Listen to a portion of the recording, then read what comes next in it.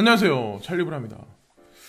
또다시 이제 뭐 비트코인이 급등을 했다가 좀 약간 단기적인 조정 장세, 조정이라고 말하기에도 좀 그러네요. 어쨌건 16,000달러 위에서 지금 횡보를 하고 있는 현재의 와중에 알트코인들이 뭐 볼륨감이 없이 지금 반등이 있기 때문에 사실 이거를 보고 알트 시즌이라고 말하기에는 모호한 구석이 되게 많거든요. 그래서 알트장이 오기까지는 조금 더 이제 지켜봐야 하는 그런 게 있고, 대표적으로 우리가 진짜 시그널이라고 확정을 지을 때는 이더리움이 일단은 500달러 이상까지 넘어가야 된다라고 이제 전 생각을 하거든요. 근데 지금 해외 차티스들이 대부분의 사람들이 500달러까지 향후 좀 며칠간에 좀 반등 가능성이 있지 않을까라고 말씀하시는 분들이 뭐 조시 라거라든가 아니면 루크 마티린이라든가 그런 분들이 이제 그런 말씀들을 되게 많이 하거든요. 근데 그 사람들이 뭐 어떤 차트를 볼 때 약간 스탠드하게 이제 보시는 분들이라서 저는 나쁘지 않을 거라고 이제 전 개인적으로 긍정적으로 이제 생각을 합니다. 그리고 지금 현재는 뭐 그렇게 가장 많이 위험할 때라고 이제 생각을 안 해요. 그러니까 예를 들어서 비트코인이 그렇게 올라갔고 알트코인이 뭐 10%, 20%, 30%막 이렇게 급반등을 했었다면 뭐 10%, 20%의 뭐 급하락이 있을 수 있는 그런 건데, 지금 현재 아마 여러분들 아시겠지만 미지근해요. 이도 저도 아닌 현재의 상황이기 때문에 사람들 이제 불안 심리는 극대화되게 지금 현재 만들어 놓고, 여기서 알트코인 순환매는 지속적으로 지금 아직까지도 이제 만들어 놓는다고 이제 저는 생각을 합니다.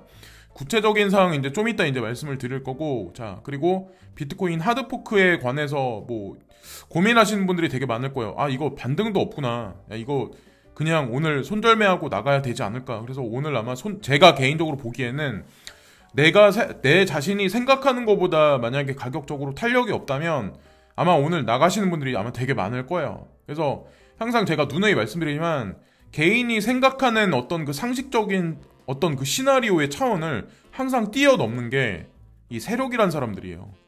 그러니까 비트코인도 하빙이 있으면서, 반감기가 있으면서 5월 15일 날 있었는데, 그리고 나서 한 몇 개월이 지난 후부터 반등이 막 있었잖아요.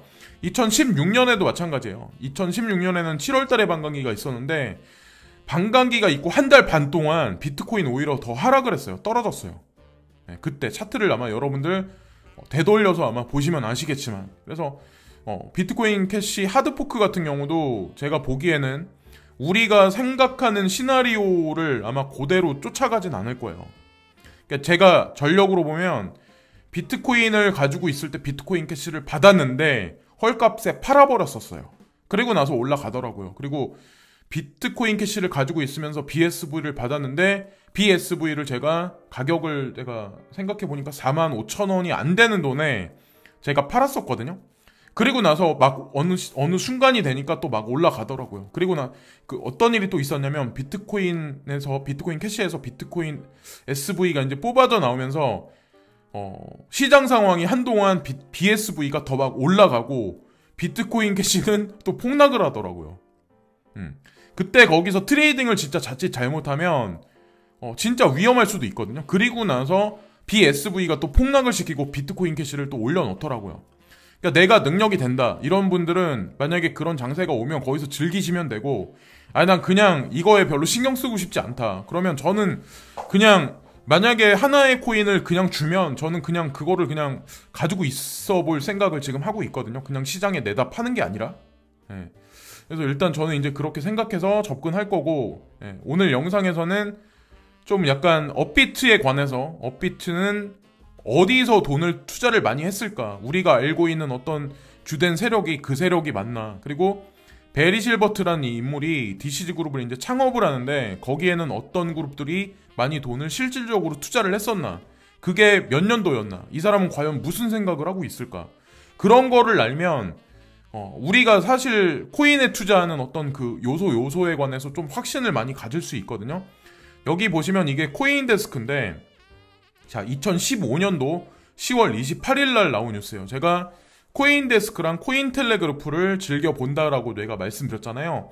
이게 전 세계에서 가장 오래된 매스미디어사예요. 사실은 가상자산 시장에 있어서는 그게 아마 되게 중요할 거예요. 베리 실버트가 디지털 커런시 그룹에 관해서 런칭을 하는데, 마스터카드가 주요한 어떤 그 펀딩 어떤 그런 회사였고, 다른 회사들에 관해서 이제 소개가 들어가요. 아, 이때 우리가 이 기사를 보고 알았었다면 나는 그때 투자를 했었겠지 라고들 많이 생각들을 많이 하시겠죠. 그래서 저는 지금도 가상자산 시장에 이제 투자하는 게 늦지 않았다고 생각을 해요. 예, 괜찮은 코인들 되게 많으니까. 자, 처음에 이제 투자를 했었던 회사들이 마스터카드만이라고 우리가 알고 있는데, 베인 캐피탈이라는데 아마 여러분들 들어보셨어요? 베인 캐피탈? 여기도 되게 알아주는 데거든요. 베인 앤 컴퍼니? 베인 캐피탈. 예. 그리고 트랜스 아메리카 벤처스. 예, 여기도 마찬가지. 그리고 버스트마크 캐피탈. 예. 어쨌든 가장 우리가 손쉽게 상식적으로 되게 많이 알고 있는 마스터카드라는 이 회사는 사실 페이먼트 쪽에 있어서는 비자보다는 하위 등급에 있는 어떤 그런 회사예요. 근데 어쨌든 2015년도에 마스터카드는 디지털 커런시 그룹에 투자를 하기 위해서 뭐 어떤 그룹 들어갔었다. 이걸 아마 보시면은 여러분들이 깜짝 놀라실 거고, 도대체 이게 뭐였지? 예, 이 기사를 조금 빨리 봤었으면 되게 좋았을 텐데, 이런 생각을 저도 이제 한편으로 하고 있습니다. 그래서 이때 이제 펀딩을 받으면서 베리 실버트가 이제 한마디 던지죠. 2016년도에 DCG 그룹을 런칭시킬 거다. 예, 그런 얘기를 했었고, 이때 이미 2015년도 10월 달에 이미 이 사람은 어떤 일이 있었냐면, 전 세계 18개나 되는 국가에 57개의 가상자산하고 관련된 회사들의 투자를 진행했어요. 예, 이미 2015년도에 2012년서부터 비트코인에 투자를 했었고, 그러니까 이미 이 생태계를 구현하기 위해서 움직이고 있었던 선구자라는 거죠. 예, 그래서 이 사람이 어떻게 움직이나를 면밀하게 우리는 앞으로도 이제 지켜봐야 된다라고 이제 저는 생각을 하고, 국내 같은 경우는 저희 이제 코빗 거래소에서 먼저 거래를 많이 했었는데, 여기 보시면 이게 있어요. 한국 비트코인 스타트업 코빗이 시리즈 A 펀딩을 300만 달러를 받았다. 이게 이 뉴스가, 이거는 더 빨리 나왔어요. 코인데스크에 2014년도 8월 26일 날 나온 거예요. 2014년도. 지금서부터 6년 전이에요. 비트코인 가격이 그때 얼마였었을까요?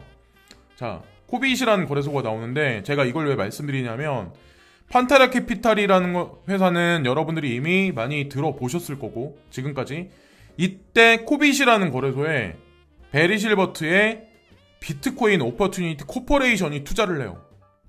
이때는 DCG가 없었을 때니까. DCG는 2016년도에 탄생하니까. 예. 그래서 어쨌건 코빗이라는 회사는 300만 달러를 여러 회사로부터 투자를 받아서 진행이 됐는데, 팀 드레이퍼라는 이분도 전설적인 투자자죠. 페이팔 초기 투자자, 그리고 테슬라 초기 투자자. 초기에 있는 사람이에요. 일반 사람들보다 훨씬 많이. 베리 실버트, 팀 드레이퍼, 이런 분들. 그래서 제가 이걸 말씀드리는 이유가, 저도 이제 코인 투자를 하면서 처음에 이제 빗썸에서 거래를 했었거든요. 빗썸에서 거래를 했었고, 코빗에서 주로 많이 거래를 했었는데, 제가 그렇게 했었던 이유가, 그때는 코인원이나 업비트나 이런 거래소들이 없었으니까, 한국에는 이제 그런 게 없었으니까. 근데 코빗을 제가 믿었던 이유가 왜 그랬었냐면, 소프트뱅크 벤처스라는 이 마크가 코빗 홈페이지에 보면 하단 부분에 그게 있었어요.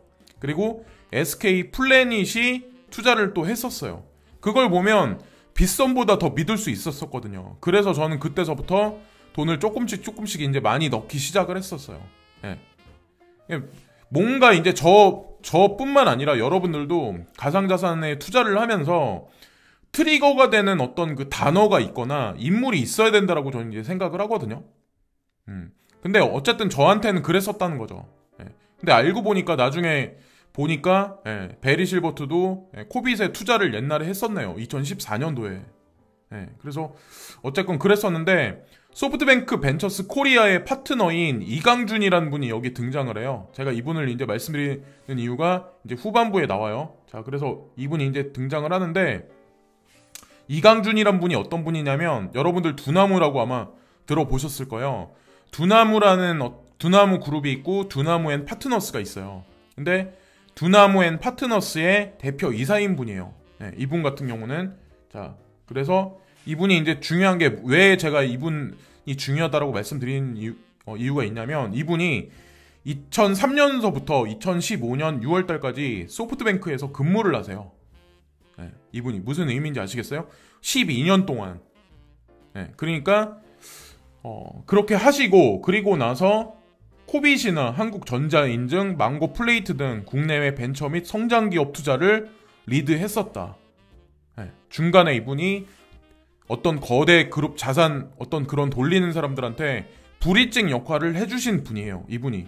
거기다가 더 나아가서 티몬이라는 회사 그리고 두나무앤 파트너스까지 이분이 전략적으로 투자를 할 수 있게 다리를 놔주시죠.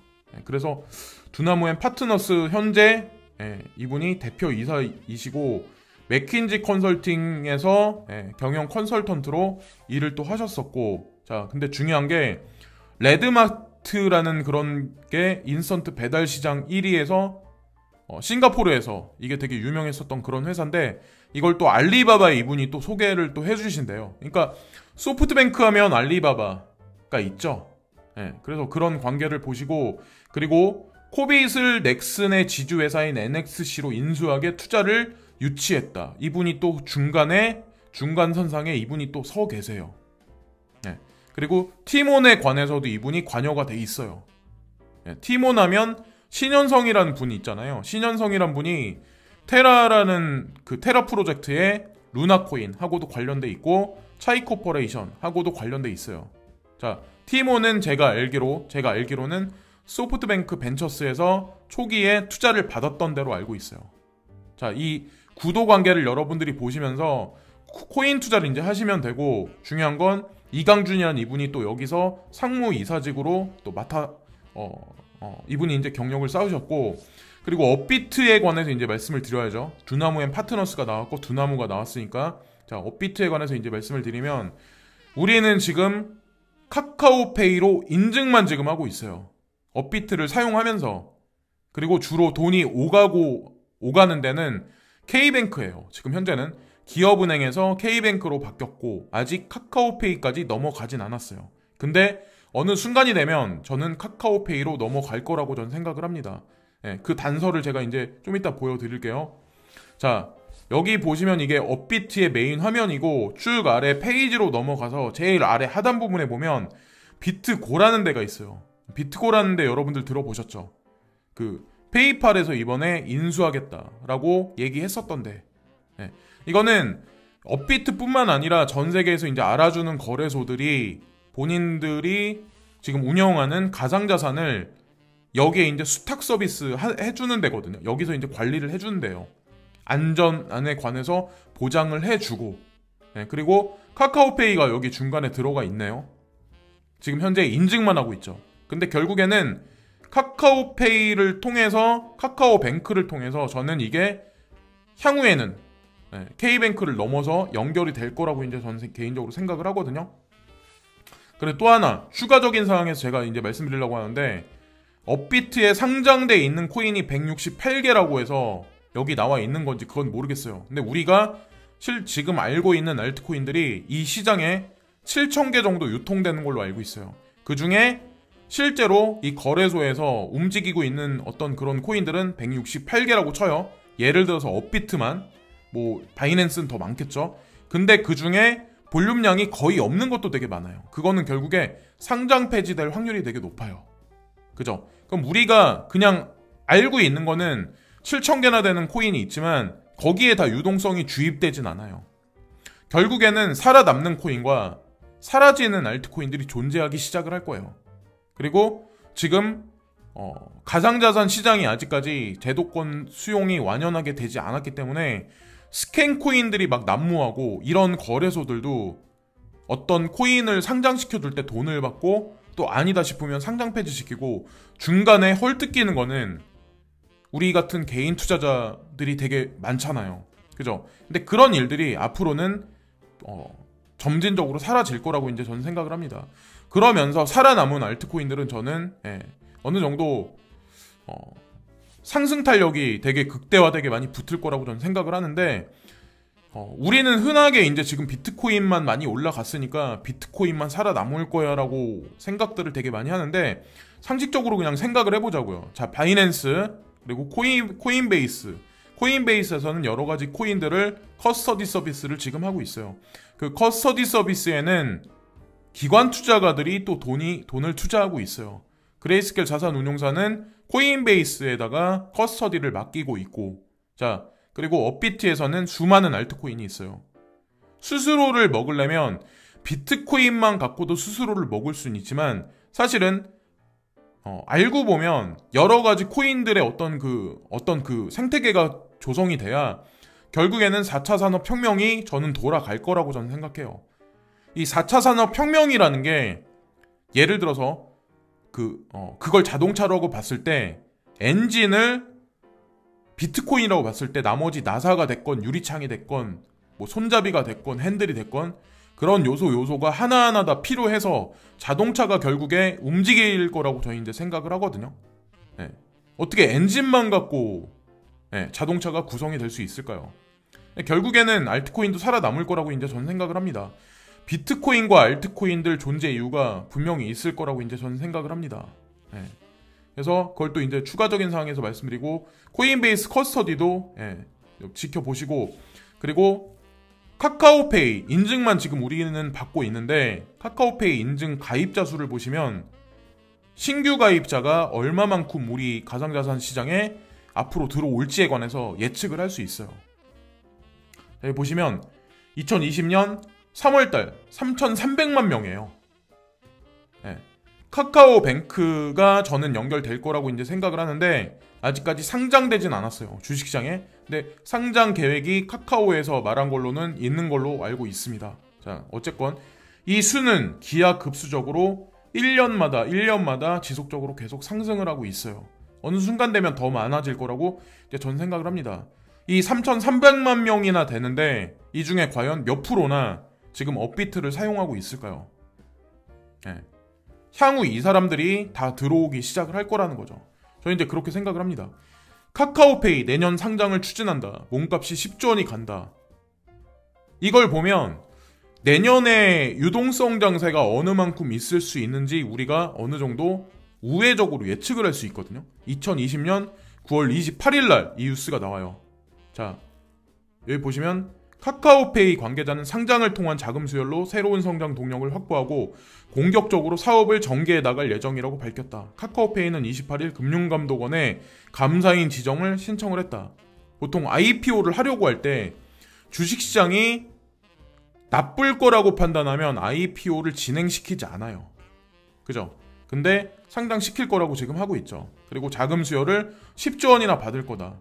그걸 통해서 생태계 구성을 더 많이 할 거라고 저는 이제 생각을 하고, 보시면 카카오페이 증권을 오픈을 해요. 또 상장을 시켜요. 공식 출범을 또 하는데 여기서 오간 자금이 29조예요. 저는 카카오 증권하고 업비트하고 나중에 협력을 또 해서 콜라보레이션해서 시너지를 또 발휘할 거라고 저는 한편으로 생각을 하거든요. 그리고 디지털 손해보험사 설립도 좀 준비를 하고 있고, 그리고 카카오페이의 기업 가치는 10조 원 정도로 산정이 돼 있고, 카카오페이의 지배구조는 56.1%가 카카오고, 그리고 중국 알리바바의 금융계열사 엔트파이낸셜이 43.9%의 지분을 가지고 있다. 여기서 엔트파이낸셜이 나오죠. 자, 알리바바는 소뱅하고 관련이 돼 있어요. 여기 두나무라는 회사, 그리고 두나무 앤 파트너스의 이강준이란 분은 소프트뱅크에서 근무를 12년 정도 하셨어요. 그럼 중간에 자금줄은 어디서 많이 왔을까요? 제가 소프트뱅크에 관해서 손정희 회장님에 관해서 좀 주목을 많이 하고 퍼즐을 많이 맞히는 이유가 사실 거기에 있었거든요. 제가 거기랑 퍼즐을 맞췄었던 어떤 그런 코인들이 몇몇 개 있죠, 사실은. 대표적인 게 이제 OMG 네트워크였고, 그리고 인터넷 전문은행 카카오뱅크와 콘텐츠 플랫폼 카카오페이지가 모두 내년에 상장 목표로 준비 작업에 착수한 상태다. 지금 보면 카카오페이뿐만 아니라 카카오뱅크, 카카오페이지까지 내년에 IPO를 추진한대요. 그럼 내년에 주식시장이 어떻게 갈지, 유동성 장세가 얼마만큼 갈지에 관해서 우리가 어느 정도 예측을 할 수 있다라고 이제 전 생각을 합니다. 그리고 또 하나 중요한 게 디지털 커런시 그룹하고 코인베이스도 IPO를 진행하고 있어요. 어떤 게 먼저 될지는 모르겠어요. DCG가 먼저 될지 코인베이스가 먼저 될지. 근데 DCG가 먼저 될 확률이 저는 높다라고 한편으로 생각합니다. 예. 그리고 DCG가 되면 결국에는 나스닥 시장에 이제 상장이 되고, 그리고 나스닥에 상장된다는 의미는 더 많은 기관 투자가들이 유입이 되고 DCG를 통해서 그 자금 수혈은 그레이스케일로 들어갈 거고, 그레이스케일 포트폴리오에 있는 코인들은 더 많이 지금보다, 지금 아마 조정 장세를 겪고 있는 코인도 되게 많을 거예요. 비트코인 빼고 나머지 코인들이. 이더리움도 사실 시세 진폭이 많이 못 가고 있죠, 지금 현재 장세에서는. 근데 어쨌건 결과는 분명히 나올 거예요. 그리고 시빅도 지금 현재 오르락 내리락 하는데, 제가 이것도 눈여겨봐야 된다라고 말씀드렸었는데 어쨌건 결과가 나쁘지 않다라고 저는 생각합니다. 이거 투자하셨던 분들. 그리고 지캐시는 익명성이니까 사라진다라고 생각하시는 분이 있겠지만, 초기 투자자가 어쨌건 중요한 건 JP 모건이었어요. 그리고 디지털 커런시 그룹에서도 투자를 지금도 진행하고 있고 본인들 포트폴리오도 있고, 근데도 사라진다라고 생각하시는 분들이 있어요. 근데 사라지지 않아요. 가격이 얼마만큼까지 올라가나 그건 지켜보시고, 리플사도 마찬가지야. 글렌 허친슨이란 분이 디지털 커런시 그룹의 이사 중에 한 명이에요. 그죠? 근데 그분이 알고 보면 이 나스닥을 움직이는, 사실 실버 레이크인가 하는 그런 회사가 있거든요. 실버 레이크라는 그 회사가 있는데, 그 회사를 통해서 나스닥의 모든 유동성은 사실 움직이기 시작을 해요. 근데 그 사람이 DCG하고 관여가 돼 있잖아요. 자, 리플사는 어떻게 될까요? 저는 머지않은 시간 내에 이게 증권이냐 상품이냐 분명히 결정 내려질 거라고 저는 생각을 합니다. 특히나 증권이라고 규정이 되면 안 좋을 거라고 판단하시는 분들이 많은데, 법이라는 건 바뀌라고 있는 거예요. 그리고 칼자를 누가 가지고 있냐가 더 중요해요. 자, 그리고 이더리움에 관해서 이게 시세가 진짜 이렇게 갈진 모르겠지만, 일단은 조시 라거, 루크 마틴, 대부분의 유명한 차트리스트들, 그분들이 500달러가 넘는 어떤 그 장세가 펼쳐질 가능성이 높다라는 얘기를 되게 많이 하고 있거든요. 그래서 이 정도 상승이면 사실 엄청나게 상승하는 건 아니에요. 그래서 어쨌건 이더리움 이 친구가 좀 상승을 해준다면 알트코인 순환매 장세는 지속적으로 갈 가능성이 되게 높다라는 거죠. 그래서 비트코인이 급락할 거다라고 생각하시는 분이 있겠지만, 저 같은 경우는 그냥 횡보. 그래서 비트코인 캐시가 어떻게 될지는 모르겠어요. 그것에 따라서 또 이제 내일 어떤 일이 스테이블하지 않은 장세가 있을 수는 있겠지만, 변동성이 있을 수 있겠지만, 어쨌건 그거는 단기적으로 끝날 가능성이 높고, 보이저 거래소도 마찬가지로 비트코인 캐시 하드포크에 관해서 지원하겠다, 네트워크 업그레이드를 지원하겠다, 이런 얘기를 지금 하고 있네요. 그래서 북미에 계신 분들 같은 경우는, 특히나 이제 보이저 거래소 사용하신 분들 같은 경우는 걱정하지 마시고 그냥 두시면 더 될 거라고 저는 생각합니다. 제 채널이 생각보다 미국 분들이 되게 많으세요. 자, 그리고 여기 보시면 로버트 기요사키라는 이분이 있는데, 제가 처음에 금은을 투자하게 됐던 게 로버트 기요사키의 부자아빠 가난아빠 이 책을 보면서 투자를 진행했었거든요. 지금부터 이제 15년 16년 정도 전에. 근데 그러다가 가상자산을 알게 돼서 이제 그쪽으로 이제 다 옮겨온 저는 이제 케이스고, 이분이 이제 그런 얘기를 하네요. 금과 은을 치는 비트코인 붐. 그게 무슨 뜻입니까? 그것은 당신이 지금 할 수 있는 한 많이 사는 것을 의미합니다. 기차가 움직이고 있습니다. 달러는 죽어가고 있고 모든 사람에게 여전히 저렴한 실버, 달러가 추락함에 따라서 중요한 것은 가격이 아니라 소유하고 있는 금은 또는 비트코인의 수입니다. 이분이 예전에는 비트코인에 관해서 언급을 안 했었거든요. 근데 제가 한 가지 예측을 한번 해볼까요? 향후에 몇 년이 지나면 금은에 관해서는 말씀을 안 하실 확률이 되게 높아요. 왜냐면 수익률이 너무나도 차이가 많이 날 확률이 높으니까. 그리고 도이치뱅크나 JP모건에서 은을 매입하고 있네, 미국의 포트녹스에 금이 있네 없네 이런 얘기들은 지금서부터 15년 20년 전에도 그런 얘기들은 되게 많이 나돌았던 얘기예요, 시중에. 그걸 보고 그 음모론을 보고 금은을 매집하시는 분들이 있는데, 이미 지난 몇 년 동안 비트코인이냐 금이냐 은이냐에 관한 거는 수익률에서 벌써 저는 결론이 났다라고 저는 생각합니다. 디지털 커런시 그룹 이면에 있는 금융 세력들이 생각하는 게 드롭골드가 캐치프레이즈예요. 네, 그것으로 저는 모든 게임은 끝났다고 저는 생각을 합니다. 그래서 어쨌건 비트코인 위주의 장세만 지금 주도적으로 이루어지기 때문에 알트코인은 사라지고 많이 수익을 못 갈 거라고 보시는 분들도 많은데, 알트코인 특성이 뭐냐면 까질 때도 되게 많이 까지고 막 이렇게 장기적으로 그랬는데 3년 동안 하락을 했기 때문에 이 친구들이 상승하기 시작하면 수익률이 생각보다 되게 많이 일어날 수도 있어요. 펀더멘탈이 있고 대기업에서 투자한 그런 코인들, 그리고 모건클릭 자산운용사 DCG 그룹에 있는 포트폴리오에 있는 그런 코인들은 그레이스케일 자산운용사에 있는 포트폴리오에 있는 코인들은 그냥 나쁘지 않을 거예요. 그냥 너무 많이 걱정들을 많이 하지 마시고 뭐 어떤 이런저런 분들의 견해에 막 이렇게 부안해동 하시기보다는 뭐 리플코인이 됐든 이더리움 클래식이 됐든 지캐시, 뭐 라이트코인, 뭐 호라이젠, 뭐 비트코인 캐시도 마찬가지고, 비트코인만 거기 들어가 있어서 뭐 나머지 코인 비트코인만 상승하니까 나머지 코인 뭐 쓰잘데기 없이 보시는 분들도 있는데, 대중들은 숫자에 농락당하니까 결국에는 숫자가 올라가면 또다시 사람들은 말을 바꿀 확률이 되게 높아요. 거기에 현혹되거나 그러지 마시고 부안해동 하실 필요가 없다라고 이제 저는 생각을 합니다. 지금까지 찰리브랑이었고요. 지금까지 시청해주신 모든 분들께 진심으로 감사를 드리고요. 구독과 좋아요 끝으로 부탁드리겠습니다. 오늘도 진심으로 감사합니다.